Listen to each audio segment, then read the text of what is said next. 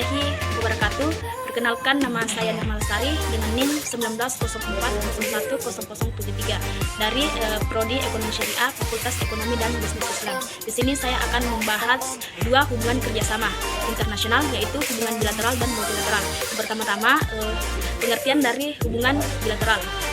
Kerjasama bilateral menurut KBBI atau Kamus Besar Indonesia yang berarti dua belah pihak atau antara dua negara. Sedangkan menurut Keprigen English Directory, bilateral adalah situasi di mana dua negara atau organisasi memiliki sebuah perjanjian perdagangan atau bekerja sama untuk mencapai sesuatu.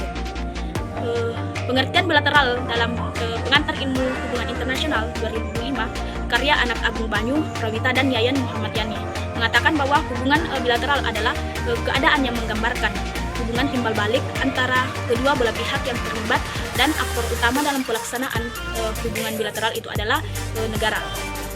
Sedangkan pengertian bilateral secara umum yaitu hubungan merupakan suatu jenis hubungan yang melibatkan dua belah pihak.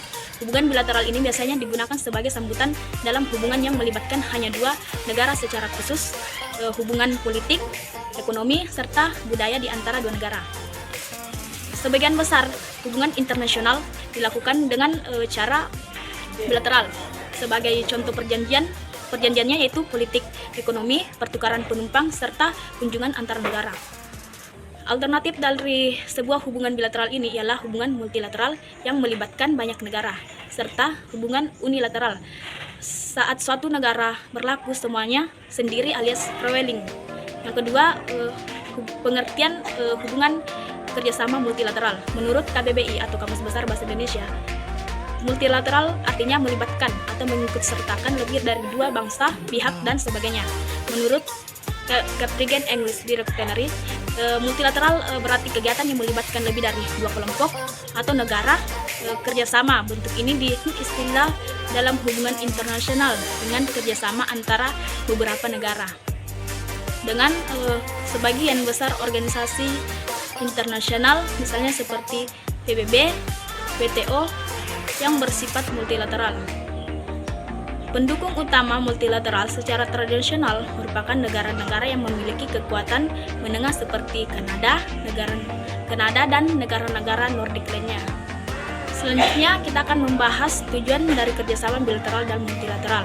Yang pertama-tama di sini kita akan membahas tujuan dari kerjasama bilateral.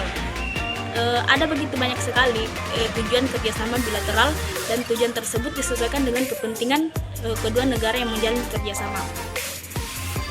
Adapun secara umum, tujuan dari kerjasama bilateral adalah memajukan kedua negara yang menjalin sebuah kerjasama.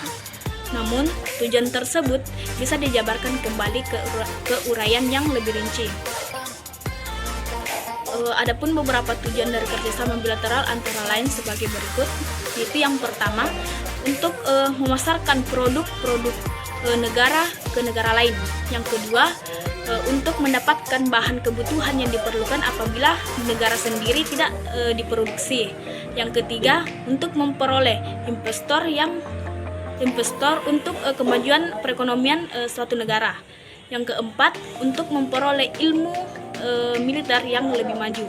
Yang kelima, untuk menjalin persahabatan dengan negara lain. Selanjutnya, tujuan kerjasama dari multilateral. Ada begitu banyak sekali tujuan dari kerjasama multilateral ini. Dengan tujuan tersebut disesuaikan dengan kepentingan masing-masing sebuah organisasi. Adapun beberapa tujuan dari kerjasama multilateral ini antara lain sebagai berikut, yaitu yang pertama, untuk memasarkan produk negara-negara anggota. Yang kedua, untuk mendapatkan bahan kebutuhan yang diperlukan apabila di negara sendiri tidak diproduksi bahan tersebut. Yang ketiga, untuk memperoleh jaminan sosial ketika suatu negara mengalami kesulitan. Dan keempat, sebagai sarana penanaman modal atau investasi dan peminjaman modal. Yang terakhir, untuk menjalin persahabatan dengan negara-negara anggota. Itulah materi yang dapat saya paparkan. Assalamualaikum warahmatullahi wabarakatuh.